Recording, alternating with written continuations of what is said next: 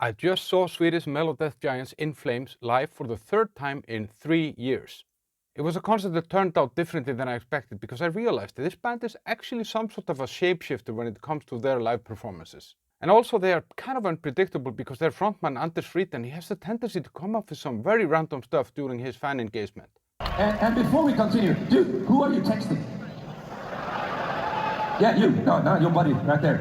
Who the fuck are you texting?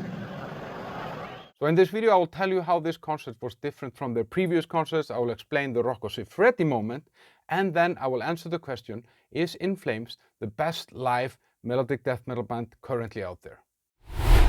I've been a metal fan for over 40 years. I see over 100 live bands per year, so I see old bands, new bands, big bands, small bands, everything in between. And every once in a while a band comes through that I have seen the year before or 2 years ago and I skip it. But In Flames is a different story. I saw them back in 2022 in one of the best concerts that I've ever seen. You can actually check my review up here. And at that concert, I made a deal with the devil inside me that whenever this band comes to town, I'm gonna go and see them. Now, In Flames does not need a lot of introduction. It's a band that's been around since 1990, and they've made 14 full albums. The last one I actually reviewed on my channel, you can see that up here.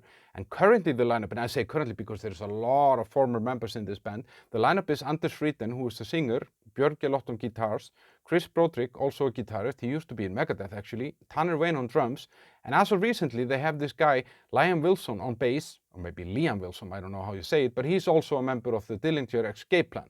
Band is technically Swedish, but on the other hand, there are 3 American members in this band now, with Anders and Björn being the only Swedish members. But they have this touring keyboard player, Nils Nilsson. He's Swedish as well, so it's 50-50 American and Swedish.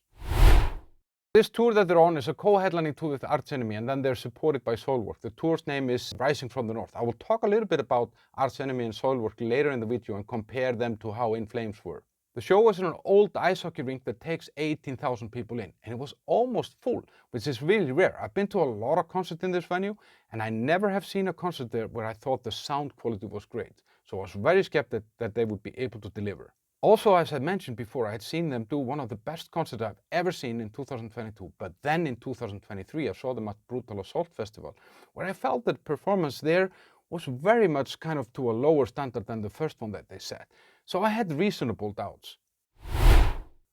After Soilwork opening up, In Flames came on stage, and they started with this really interesting intro. They had this transparent tent somehow in front of the stage, and then each band member appeared under some snippets of music, and then it disappeared, and then another one appeared, and then he disappeared. And you always kind of had this feeling that the concert is just about to start. I guess in some universes you would actually call this etching, because when they finally came in with Cloud Connected, that was a huge release.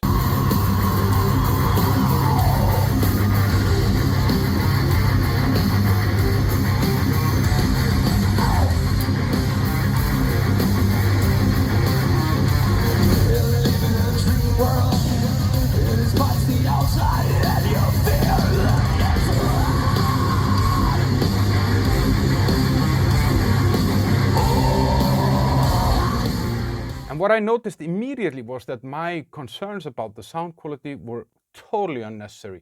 Even where I was sitting, it wasn't even a good spot, the sound was just perfect.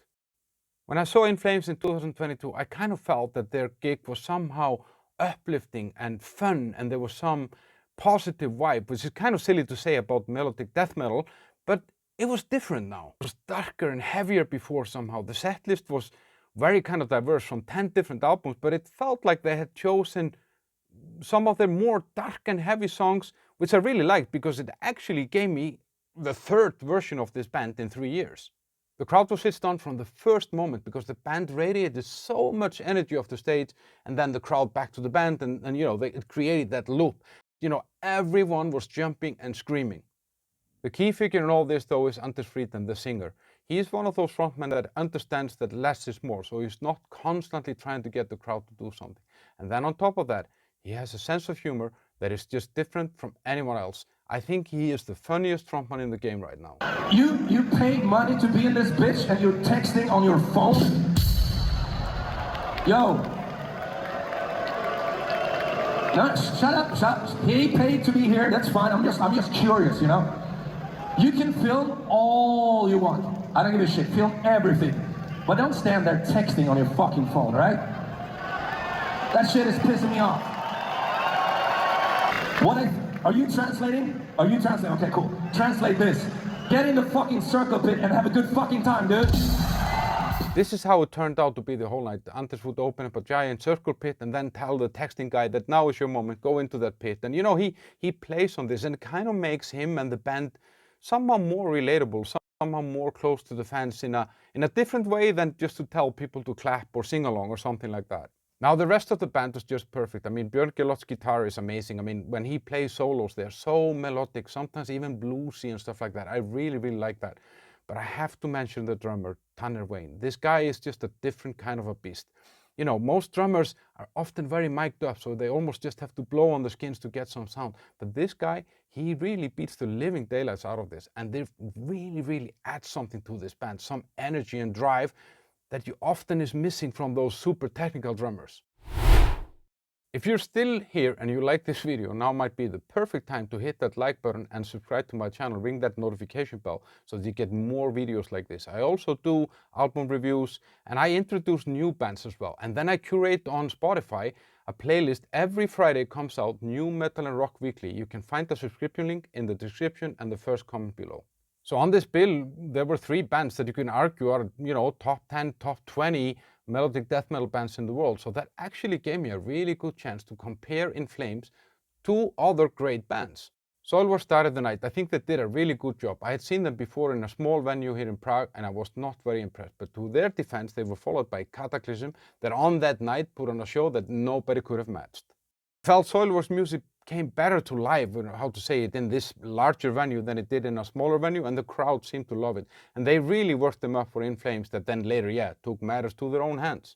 But when Arch Enemy had to come on stage after In Flames, I felt a little bit sorry for them. It was one of those kind of Rocco Siffredi moments that I've sometimes mentioned. You know, you come home, and when you come in, Rocco Siffredi is leaving your wife in the bedroom. You don't really go in there. You just go to the kitchen or something like that. But Arch Enemy did not go to the kitchen. They went into the bathroom and came out all guns blazing. They put on a really good show. They also had great sound, and their frontwoman Alyssa, she was kind of all over the place getting the crowd worked up.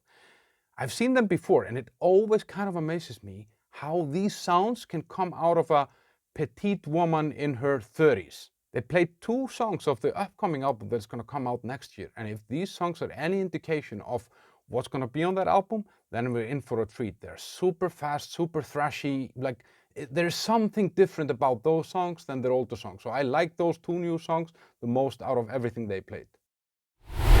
But despite both Arch Enemy and Soilwork putting on a really good show, they were just not a match to In Flames on this night. In Flames has some sort of a dynamic that they have. Obviously, they have a large catalog that's kind of varied and or diverse, let's say. So they can kind of pull on stuff and be, instead of uplifting and fun, they can be dark and heavy, which they definitely did on this night. The atmosphere was great, and to a large part, obviously, that's thanks to Anders Fridén, how he is. The sound was perfect, and the crowd, it was on fucking fire. And the only negative I can say about In Flames' performance there is that it was a short set, but as I explained, I understand 3 bands on the bill. Everybody has to have time. So I'm actually gonna give this concert 10 out of 10. Now there is something unique about this band. I don't know what it is. If it's a mix of not taking things too seriously, the bluesy solo sometimes, the powerful drumming, the keyboard. There is just something with In Flames that I feel that they have that is missing with some of the other bands. Not saying that the other bands are bad, but considering how many bands I've seen live, I don't think that I've seen a melodic death metal band that is better than In Flames. But I would be curious to hear if you agree with me and what you think. If you like this band, have you seen them live and how was it? And as a metal fan, I guess you're always looking for new music. So check this video here because there are some melodic death metal bands in this episode about new bands that you need to know about. See you there.